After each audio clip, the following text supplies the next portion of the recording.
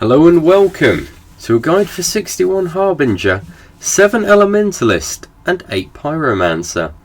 Now not only is this one of the top DPS specs at level 60, it is also the top passing DPS spec that involves the new Soul Harbinger.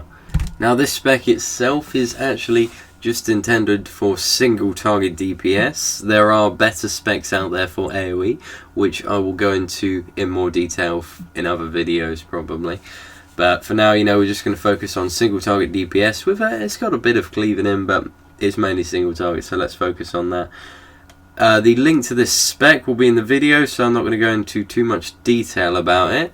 And also the macros, etc. will be in the comments below.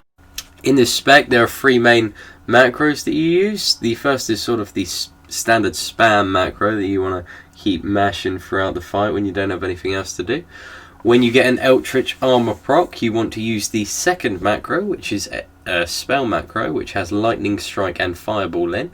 And the third macro is to get the best out of Empyrean Ascension, which is the 61 Harbringer ability. While this form is up, you have sort of a temporary toolbar that comes up, so you preferably want to macro those because you can't keybind them with ease. It's just easier to chuck it all in a macro for maximum DPS. So the 2 buffs that you want to have up in this spec is Lightning Blade and Eldritch Armor. Now Eldritch Armor has a chance to reduce on a slashing attack your next cast by 2.5 seconds, and what Lightning Blade does is it allows you to use slashing attacks and also deals extra air damage on hit. Okay, so I'm just going to go a bit into combat now. Whenever you get to the start of a fight, you want to pop Empyrean Ascension as soon as possible. While this form is up, it greatly increases your DPS because you've got this unique set of abilities which will deal quite a hefty amount of damage in comparison to your normal abilities. You also want to be using Vorpal Strike and Storm's Fury, which are in the macro for Empyrean Ascension, so you don't need to worry about manually casting them. Just something to bear in mind, this spec is extremely fast paced. The slashing attacks have a 1-second global cooldown, and the spell attacks from Eldritch Armor procs have a 0.5 second global cooldown. For this reason, you do not want to ever hit the spell button more than once, or you could end up hard casting an ability and losing quite a bit of DPS. Every 30 seconds, what you want to do is refresh a buff called a debuff on the enemy called Piercing Beam.